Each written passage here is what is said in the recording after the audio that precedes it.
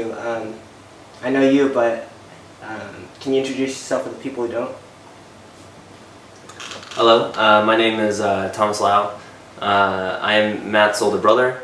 I am a graduate of the University of Washington Seattle campus of the year 2016. Yeah, that's pretty much a general overview. So I want to interview you about your experience with education.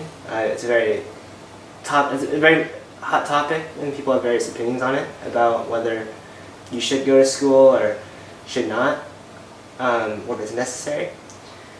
So just to get some background information about you, can you tell me where you went to high school, and then when you first went into high school?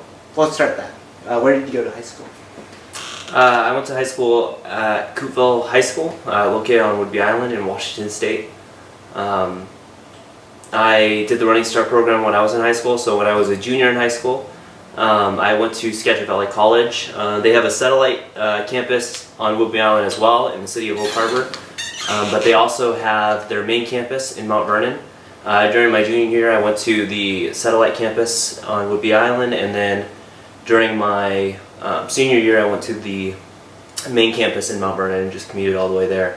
It was a pretty long commute. It took me about 2.5 hours to go there one way, so 5 hours total there and back every day. But at the time, I really had a high value on Running Start just because it saved me a lot of money getting my first 2 years of college out of the way. Especially the first 2 years of college, in my opinion, are full of general classes that don't necessarily need to be completed at a university level. I feel like if you can, I definitely recommend doing community college to get those general credits, and then go to university if you so desire to take more of the select major classes. But yeah, I did Running Start through high school, junior, senior year, and then I graduated with my associate's degree in both biology and physics engineering. I don't regret my decision. I thought it was a smart choice, saved me a lot of money, and then I went to University of Washington following my graduation. That's really nice.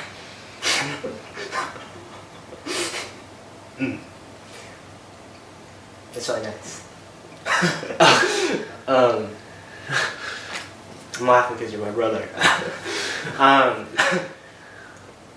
Yeah, before I get into your Running Start and ask me questions about your experiences there, when you first entered high school, transitioning from 8th grade to your freshman year, what was your expectations for high school, and what did you expect to get out of high school when you were first going in? My views on education has definitely changed over the time, but when I was in 8th grade, going to high school was kind of like an unknown quantity for me.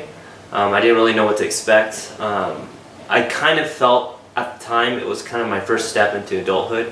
I thought that's when you start the transition from being a child to becoming an adult.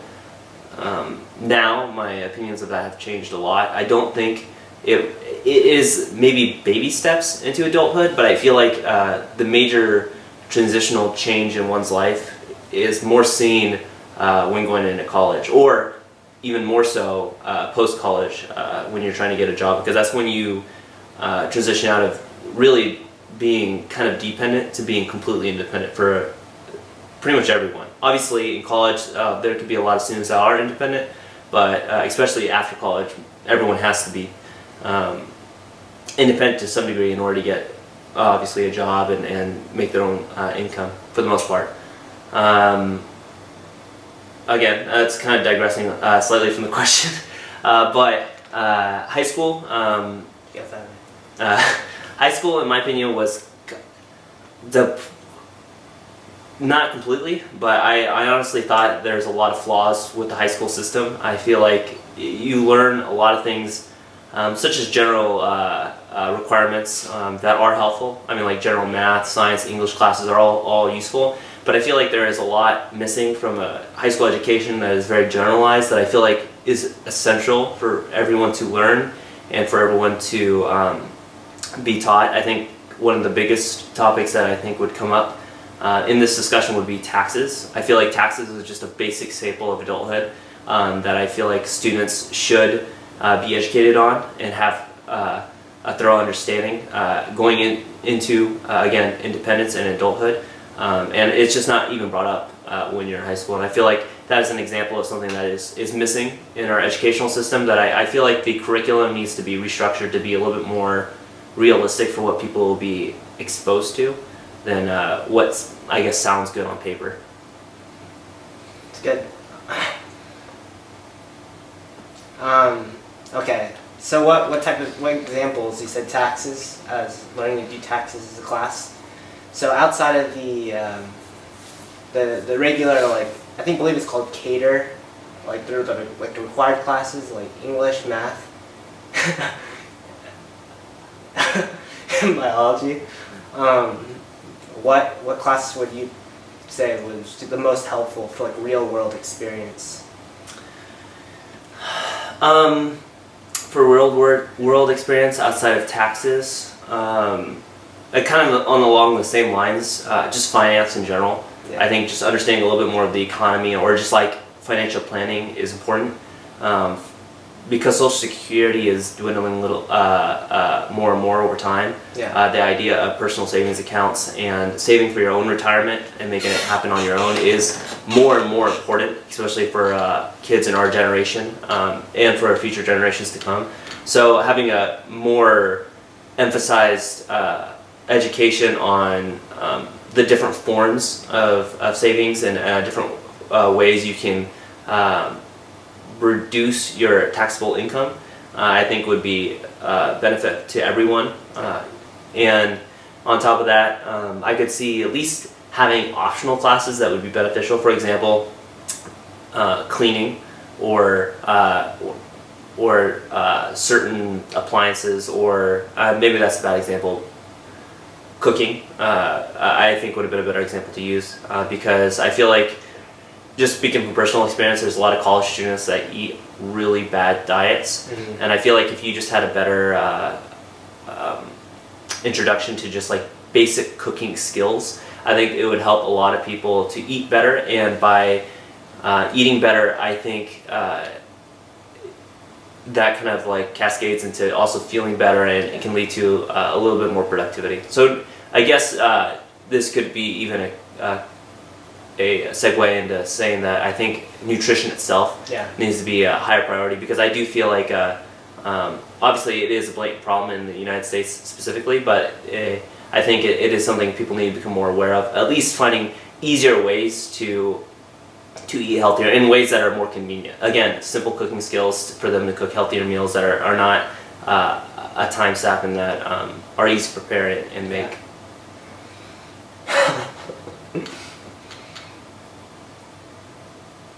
That's edited out. Laughs. Okay.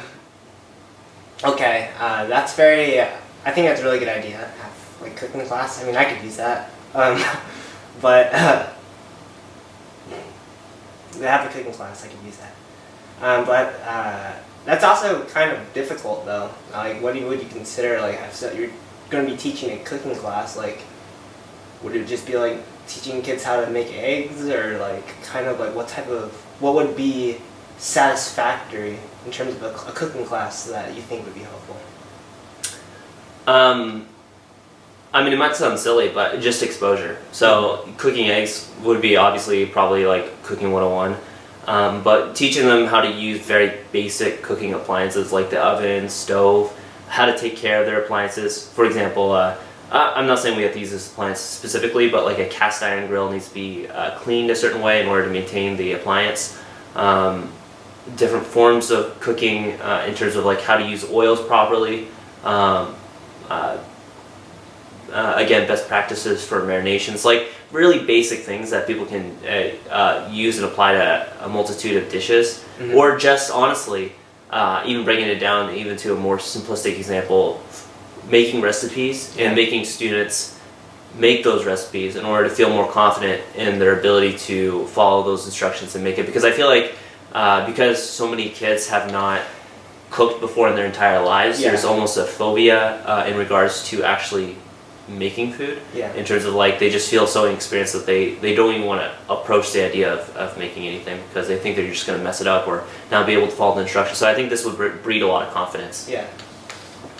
So I think we talked a lot about classes, but I want to get more about your experience, your just experience in high school. So like in your first 2 years before you did Running Start, what would you say were some experiences that helped shape you, or like we talked about how like high school is like learning about yourself. So can you give examples in your first 2 years before you went off to Running Start where that, like high school helped shape you as a person or helped you learn more about yourself? Well, I wouldn't even say high school. I guess it depends on what your definition of high school is, because if you're speaking specifically of high school itself, it didn't shape me too much just because I wasn't in the high school, like as much as a typical high schooler, because I did Running Start. So Yeah. I did community college full time in my junior and senior year, so I didn't even spend time at the high school. I had to commute there and back for like senior project details when I was a senior, because you have to perform a senior project in order to graduate. Yeah. But in terms of how it really shaped me, it really didn't. I realized in my freshman and junior year a little bit more about the impending obstacle of paying for college. Yeah. And I wanted to find ways to alleviate the debt that would probably have to be incurred in order to go to school. And community college was a simple way. And I was not an introvert. I was fairly social in high school, actually. Yeah. But the idea of saving more money in the long run was more important to me than experiencing the last 2 years of high school at high school. And again, that is a very subjective decision. I mean, some people value the ability to stay in high school and just spend another 2 years at college. That's completely fine, but I just found doing Running Start was more beneficial for my own personal goals. You alluded to this at the beginning of the interview about attending Skagit Valley and then before going to UW. So can you tell me about your experience at Skagit Valley? And then maybe how like going to a community college for 2 years before going to a university, how that helped you? I think it, kind of going back to a previous topic, it was my first exposure from kind of experiencing what it was like to be treated as a child versus being treated as an adult at a younger age, obviously, because I was 16 when I started Running Start. Because I remember my first class, I took a chemistry class in my first year, and I was very nervous because I was by myself. Again, I had personal accountability for me attending classes. There was no checking enrollment or checking attendance from a teacher to see if you were there or not. It was your personal onus to actually arrive to class. And I remember when I met a lot of people, because Whidbey Island is also the location of a Navy base. There is a lot of veterans or currently active military personnel that are actually going to school there. Yeah.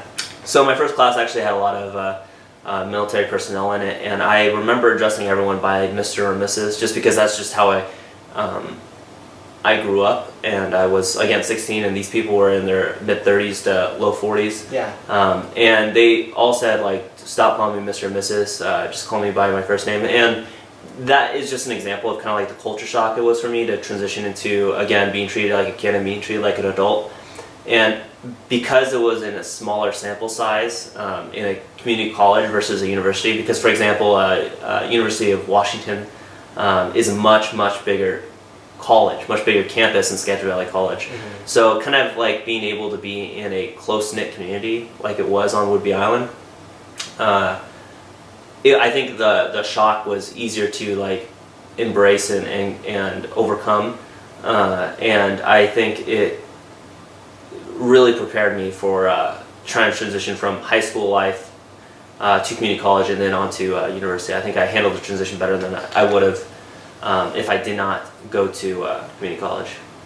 Do you think the size of the community college? I'd imagine that it would make the transfer to the university a lot more difficult because the community college is smaller, and then Seattle, the University of Washington is pretty big. Well, it made the transition easier just because community college is relative to my high school was bigger than my high school. Mm-hmm. So again, my graduating class was between like 60 to 70 students.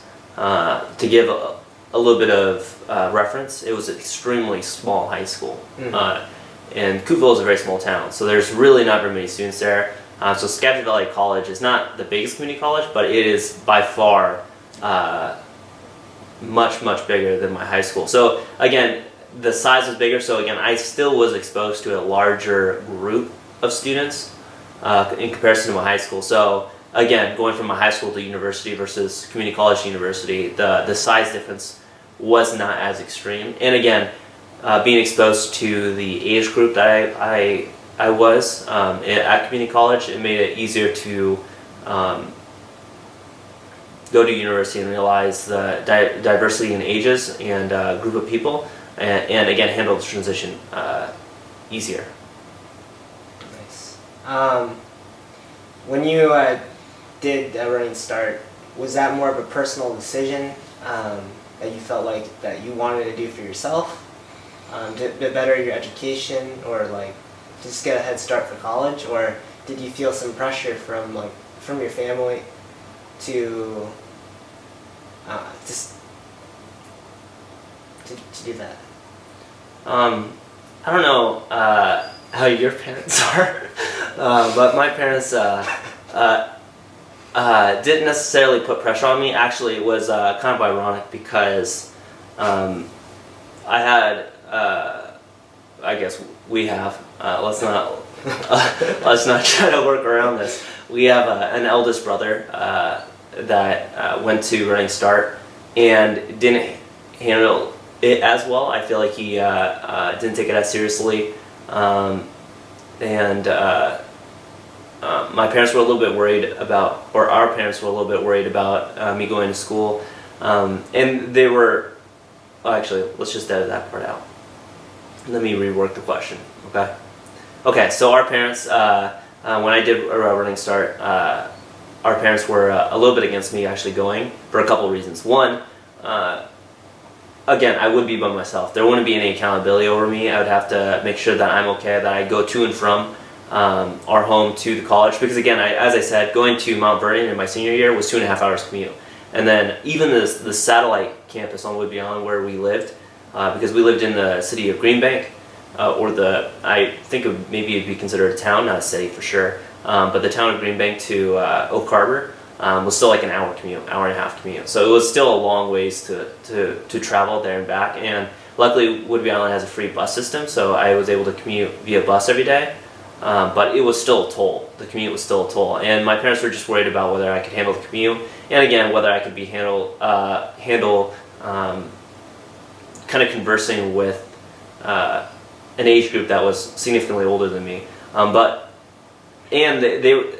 My parents were kind of unsure exactly of the Running Start system. They had a lot of questions and were a little bit confused at the beginning. So the idea of like going to community college at a young age, they at first were skeptical, and they thought maybe I should just do university from years 1 through 4. But I convinced them otherwise, and they agreed after I got started, and I was able to handle the classes well, and was able to still maintain decent grades. And I was highly involved at the community college. So again, I kind of proved to them that I could handle it, and they warmed up to the idea of Running Start so much that my younger brother, aka you, did Running Start as well when you were a junior in high school as well. So it definitely changed their opinion, but at first they were definitely against it.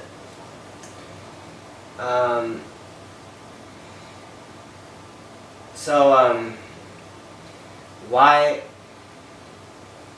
did you think you handled the transition well, going to community college? As you mentioned, the commutes were long, and when you do like Running Start, you're leaving behind some of your friends from high school, and then you're going from people around your age you're communicating with to as people like in their 30s, as you said, when you're 16 years old. So being around older people, did it help you learn more about, change your mindset on how you viewed things, and did it help with your transition to college? Well, it definitely helped change my mindset because, again, as I said, it was like kind of a transition from being a child to being treated like an adult. Um, because when I was in high school or in lower grade school as well, also being raised in a family with a military military retiree as a father, it was kind of like a hierarchy system. Like you knew where you stood in the totem pole, so to speak. So again, you have in terms of seniority, you have the parents and then you have the children, and you have to again follow your parents and whatnot. And again, in a school setting, this transitions to again, there's a teacher. You have to treat your teacher with respect, and because I kind of grew up in the system, this hierarchy also kind of was associated with age as well. So again, if you were significantly older than me, you would call them sir or madam. As just being polite and being courteous, and you would treat them as I want to say they were better than you, but you would treat them as higher seniority. So when I had classmates that were twice my age, in Running Start, as I mentioned prior, it was difficult to get used to calling them by the first name, and over time it made me realize that yes, you obviously treat. Especially the people that are taking care of you or the people that are teaching you with respect, and you should just treat everyone around you with respect. But you realize that age is just a number, and what really truly matters is just respecting each other. And if you respect each other for who they are and what they bring to the table, for example, again, if I was working with in a project with like 5 other people, and again, every other person was a military personnel except for me. Obviously, they've had much more life experience, but I didn't really think about that. We just thought of, okay, what is the knowledge each of us can bring to the table to finish this project? So again, it gave me a mindset change to realize like how I should treat other people, and how I need to view myself when it comes to approaching adult life. That like you can't put yourself in a lower position. You have to set yourself up as an equal, and you just have to kind of learn as you go, and again, just continually show respect. I agree. Respect is really important. Yeah, very interesting. Very interesting things. You might have to edit that question. That was a pretty poorly answered question. That's okay. Can you tell me more? Can you tell me what once you post community college? So when you're going into college, you went to the University of Washington. Seattle. Can you tell me something about your personal struggles beyond just I feel like I think transitioning to a new school and getting used to live to a new lifestyle are natural challenges going to a college. But when you're in college, what were some of those personal struggles you really had to deal with? Specifically, also finding yourself in college, becoming an adult. So before I answer this question, I want to give a little bit of background context of me going to the university, because I feel like it's kind of like a starting point to where my struggles kind of originated. So I again went to the University of Washington at Seattle. I went to I eventually got into the major of bioengineering and graduated in the class of 2016. When I went to the university, I was lucky enough to get a scholarship to help me pay for housing. So I actually stayed, fortunately, at a studio apartment at the Mercer Court Apartments at the university. So I lived by myself. So I was by myself in a new city at a much bigger campus than I ever was used to. So I had to learn a lot of things by myself. I remember trying to do laundry for the first time. I think this is a normal case for at least a lot of different people. I won't say most people, but a lot of different people doing their laundry by themselves for the first time, because my parents did our parents did our laundry growing up. Thank you, Mom. There was just a lot of personal things that I needed to get used to doing on my own. And again, I had to be more responsible about myself in terms of going to class early if I had to wake up and go to a 7 a.m. class. And I also realized that with my scholarships. They covered my housing and whatnot, but I didn't have enough money still to pay for food. So instead of taking loans out for food, I actually got a job at the Seattle Cancer Care Alliance, which is a cancer hospital in downtown Seattle. The reason why I got a job is because I was under the belief that if I could avoid as much debt as I could, I would. And I've always actually worked throughout the majority of my adult life. When I was at a community college, I actually worked in the student services department and had a job there since I was 16. So the idea of working while going to school was not new to me. So I decided to go to school and work at the same time ever since I started at the University of Washington. So I guess one of my biggest struggles was obviously time management, dealing with school while also working. I worked for the first year between 25 to 30 hours, but then I started going full-time just because I had the opportunity to work full-time at the hospital. So it was a major struggle, especially after I got into my major, dealing with core classes and also working. And honestly, it was overwhelming at times. I did find it difficult, especially during like final exams or midterms, trying to, again, balance school and work. And I can honestly say that I probably didn't have some of the healthiest weeks of my life during this time, because I just having to do both study and also go to work. I didn't get as much sleep as I should have, which is in a way counterproductive, but I mean it is what I had to do based on my situation that I placed myself in. So that was a major struggle, and also realizing that I am, and not saying that I thought myself better than my peers in terms of academically, but at the University of Washington, because it is a fairly difficult school to get into, you do realize how much of a small fish you are in a big pond. When I got into bioengineering, I went to the, what's the word I'm thinking of? The introduction... Orientation. I went to the bioengineering orientation, and just from hearing the professors talk and talking to my fellow students, I realized how kind of like the cream of the crop type of students in terms of like academic history there was in my cohort, and it was honestly intimidating. I realized that I did work hard to get to where I was, but like again, I had kind of imposter syndrome, and I realized like, could I actually stand up with these other students and actually do well? But I realized that most of the worries that students have while they go to college is just in their head. Life is not as is never that simple. You never just know the answer when you go into something. You usually just learn it as you go. This is also true about the work in general. Which is actually has transformed over time in the sense of like, you don't just know everything when you leave university and then go into a job and expect to just do everything correct. You always have to continually learn and be motivated to learn.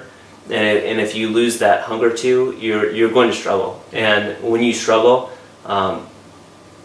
you will come up with some rough times, which you'll have to deal with. But again, this is something that is universal. It's not something that one person has to deal with by themselves. It's, everyone actually experiences these struggles.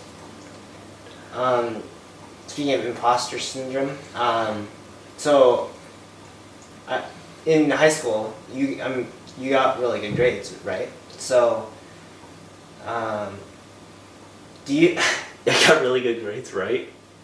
Do you think grades reflect someone's intelligence? I do not think grades reflect one's intelligence. Again, this is not meaning to like brag or anything, but I did do well in high school, respectively. I was valedictorian of my class. I did have a 4.0 in high school, and I was super stressed about school at the time. I put a huge priority in terms of getting good grades and going to university. A reason being is because our family didn't have the resources to help us financially going to school. and I was really worried about getting into debt. So I really wanted to work hard to obtain as many scholarships as I could to go to university. And obviously, in order to have as many opportunities as I could, you needed to get good grades. So I put a high priority in terms of obtaining good grades. But I do not think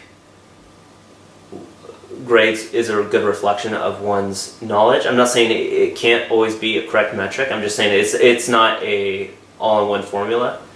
Again, I also did well in community college and in university, not just in high school as well, grade-wise. But I realized that honestly, in order to do well in certain tests, for example, I did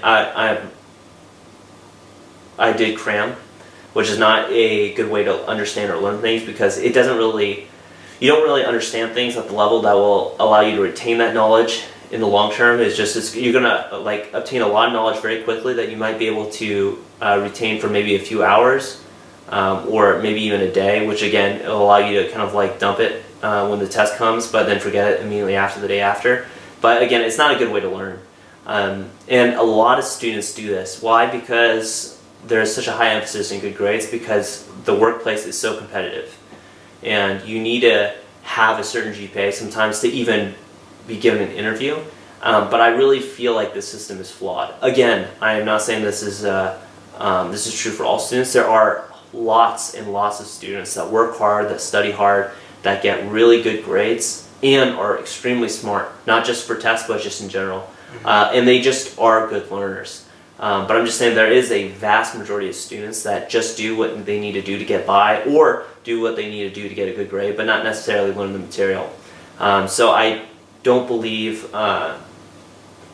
it is a very good reflection of one's intelligence. And actually over time, even after graduating with my degree, I realized that, ironically, after I graduated with my engineering degree, that I love to learn even more than I did when I was in college, now that I wasn't kind of constrained by college courses, ironically. Again, to give more context, right now I am working to transition into the software engineering field. And I realized that software engineering is what I love to do. I love to code. I really do not mind sitting down for hours at a time on my computer trying to figure out puzzles. And trying to figure out how to design code in a way that will make it function the way I want it to, or the way someone requests it to be made. But I didn't do that path until after I graduated from college. The reason being is because I felt like it was a little bit too late. I did coding in my junior year of university, but I thought I was already too deep into my curriculum to kind of pull back now, especially because, again, how expensive school is. So I essentially followed through with bioengineering, and I have no regrets with choosing bioengineering necessarily at the time, because it was good. I met some lifelong friends, and I learned a lot from the course, and I had great professors. But it turned out that it wasn't the career choice I wanted to follow for the rest of my life. But again, I didn't learn that until after college, and now I'm learning outside of college to transition in the field, and I feel like I'm understanding so much, even though I'm not in a course, because learning is not dictated based on being in a class listening to a lecture. It's based on your own motivation. If you have the motivation to learn the material, you can learn it, whether you pay for a university or not. The university is just giving you a certificate to prove that you have done learning. But if you can prove it via your own projects or via your own accomplishments, even outside of the university, you can get a job in whatever field you want. Again, this is excluding certain fields like being a lawyer or being a doctor, but the internet and libraries and just the social net in general, there's so much knowledge that's free, that's easily attainable now, that wasn't attainable a generation ago, that you can learn anything you want at a high level and learn it for free. So again, if you wanted to learn carpentry, you could watch thousands of videos on carpentry on YouTube alone, and see people make things or learn safety tips or learn basic practices and make your own projects, show your projects to other true professionals and prove to them that you are deserving of an internship or apprenticeship and start a field, any field that you would like to. So again, I feel like, again, I'm digressing again, is just showing that I don't think education necessarily is a sign of intelligence. I feel like one's own motivation is what drives learning, and the more you know, the more intelligent you become. So I feel like there are very intelligent people at the university, but it's just not all encompassing. And again, education itself, how much you have, it doesn't ever replace true experience in whatever field you actually want to pursue. Do you think, as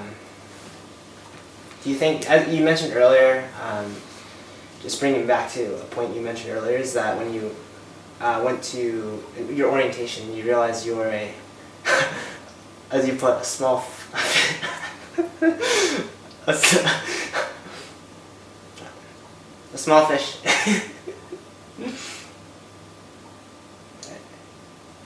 A small fish in a larger pond.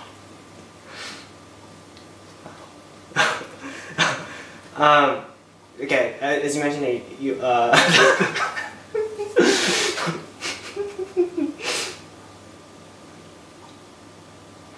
you were a small fish.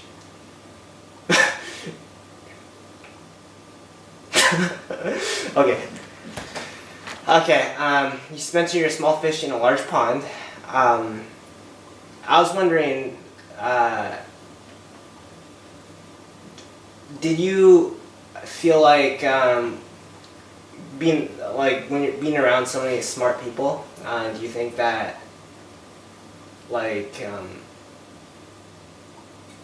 it was difficult to be in college?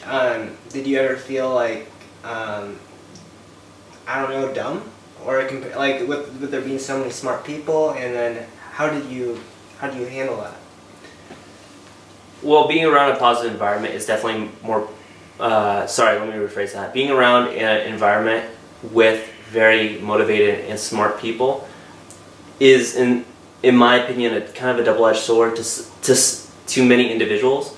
The reason why is because I believe positivity and motivation is infectious, and it can get you to working harder. It can make you more motivated yourself and put in more time into what you want to achieve, and thereby making yourself more productive for yourself and for society.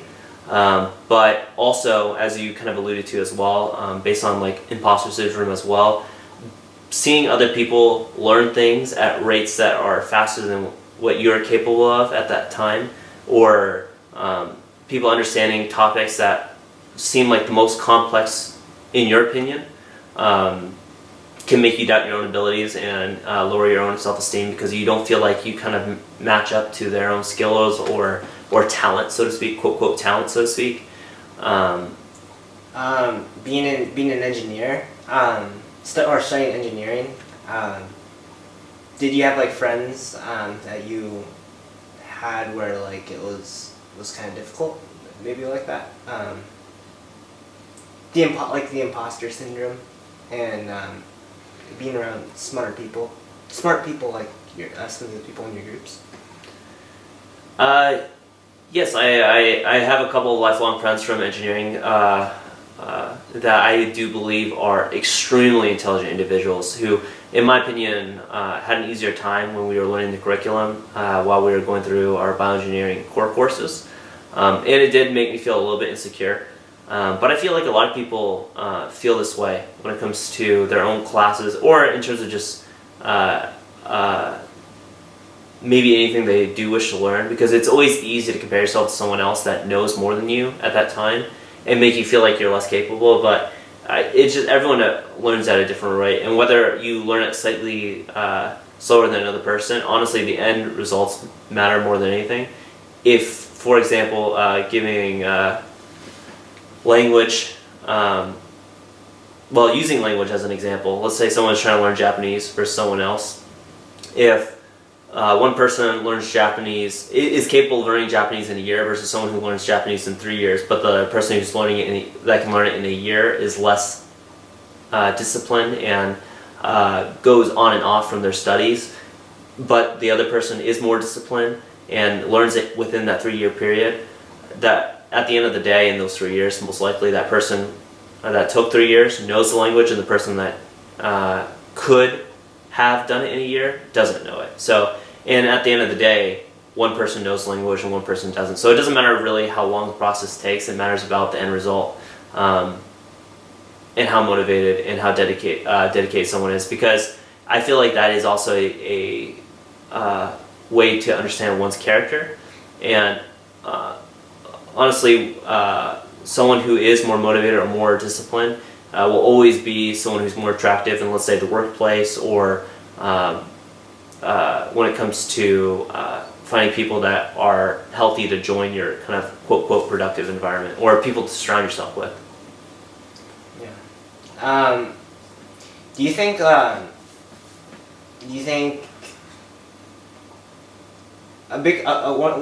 core question I wanted to ask you was, a lot of people think that like going to college, if you don't go to college, it shows that you're a lack of motivation or a lack of intelligence.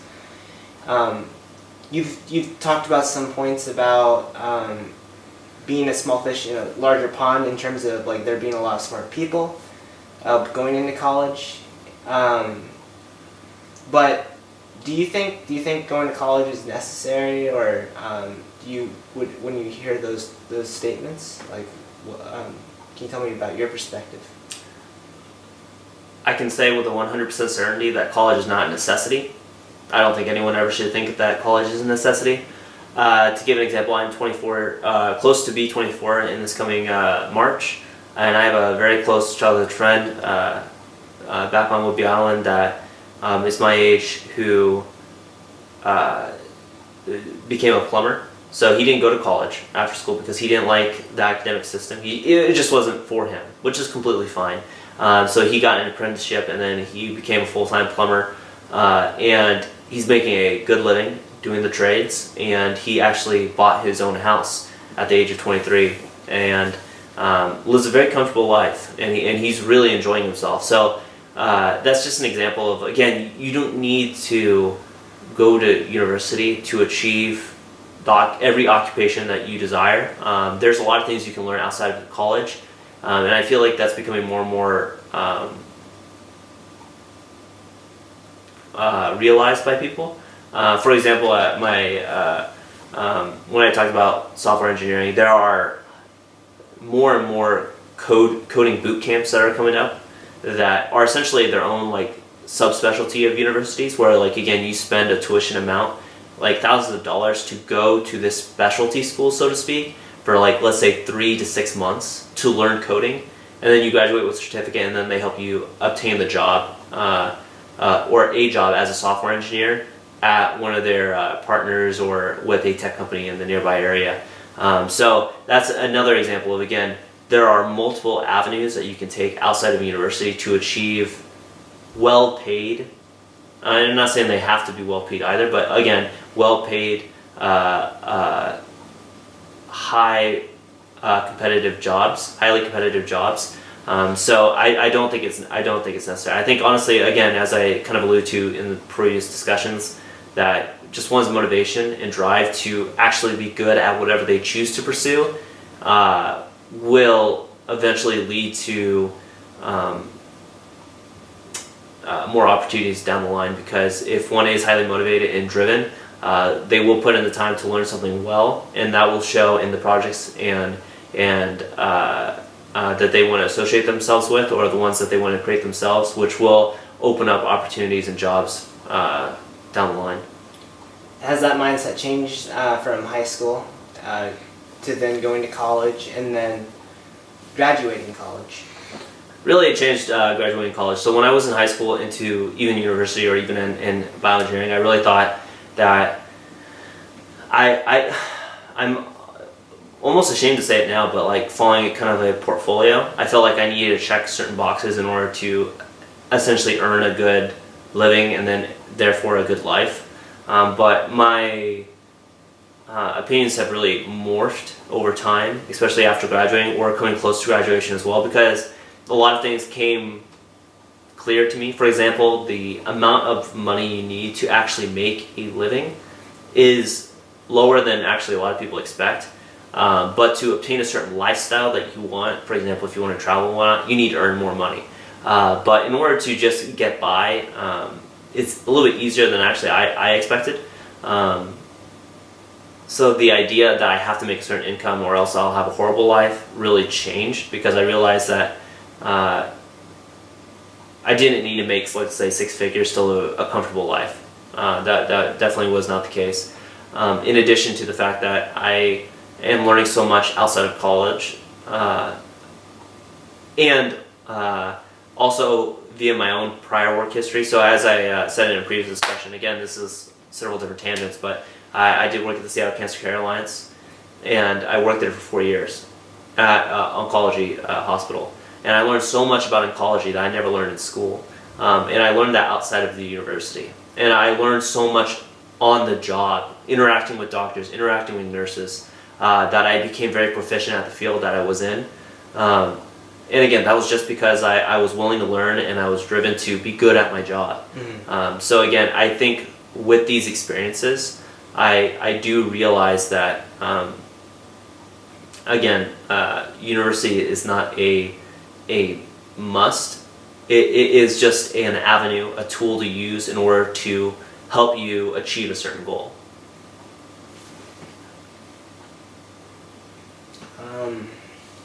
Looking at the time.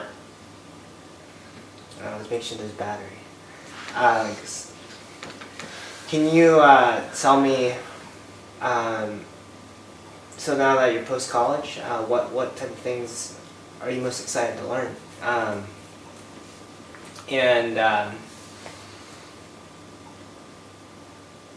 Great way to end that question. As I noted prior, I am learning a lot of about software engineering. So I am doing a lot of coding. Are these things, just something I wanted to add, so are some of these things that you're mentioning, these things that you wanted to learn while in college, and did you realize that you learned about yourself that you liked these type of subjects? Well, again, I did mention prior that in my junior year at the university, I did do some coding. I did take some coding classes, and I was interested in coding at the time, but again, I felt like I was too deep into my curriculum within my bioengineering major to actually switch. So I didn't take the step then in order to kind of pursue the avenue further. But I am doing it now, and I'm learning a lot, and the field is very vast, and there's lots to learn, but in a way, because it is a lot, and it is ever-changing, and it's continually updating, and because technology itself is so integrated into everyone's lives, and it will just continue to become more and more, I won't say intrusive, but more and more, I feel like people will become more and more dependent on it. I feel like it's a good subject to know, and like I said, it fascinates me. So I am spending a lot of time coding right now, working on my own personal projects. Other than that, I spend a decent amount of time in the gym. I work out 4 to 5 times a week because I find personal fitness extremely important for one's emotional, mental, and physical states. I feel like it's very important to treat yourself well, and it does make one more productive and have more energy during the days. So I want to learn a lot more about fitness, not just from, like, let's say, exercise standpoint, but also on the nutritional aspect as well, and about good personal productive habits to develop. So, and on that note, kind of as a segue, I want to learn more about cooking. So kind of nutrition and fitness go hand in hand in order to live healthy. So I do want to learn more ways to cook, and to cook a variety of different dishes, because I do not believe in the idea that in order to be healthy you need to eat horrible food. I eat a variety of very tasty foods that I cook that I enjoy the flavor of, and that allows me to maintain a healthy diet without giving up on flavor. So learning more about cooking, and I guess my last two examples is that as just fun hobbies is I like to play the game League of Legends. I think you know this because you play with me. It is a fun. Better top laner. It's a fun game to know, and I think a lot of people have misconceptions about it, but it is recognized as a legitimate sport in the United States, and has a franchise league. And it's really interesting to see the development of the franchise league as an international sport that is recognized in a multitude of different countries around the world, in Europe and also in Asia, and how much backing it gets, and also kind of like the technological advances that it is kind of propagating, because the esports does have land events and people do go to stadiums and watch people play the games, but a lot of their viewers do come from streaming. So seeing like hundreds of millions of people watch the same game at the same time, it really makes you appreciate the reach that the organization does have, and how even a game can bring a lot of people together. So that is cool. So I do watch it professionally a lot, and I also play the game personally when I have free time. And the last thing is Japanese. I know you're studying Japanese as well, but other people don't know, but we do plan in the next within the next couple of years to take a trip to Japan and visit the country. And I do believe understanding the language is a vital, not vital, but does change one's experience. It makes it more of a personal journey, because you can interact with the local people in a different way than if you obviously can only talk to people that can speak English. So learning Japanese will be really cool. I'm really excited to visit Japan, so planning for that trip. These are all things that I'm currently doing right now and enjoying, and will continue to pursue. Well, I think all those things are really great. Hope so. You're part of most of them. Specifically the Japanese trip. But in all seriousness, I do think those are all really great things. And yeah, I love you, bro. And thank you very much for this interview. Thank you for your time and allow me to get to know you a little bit more.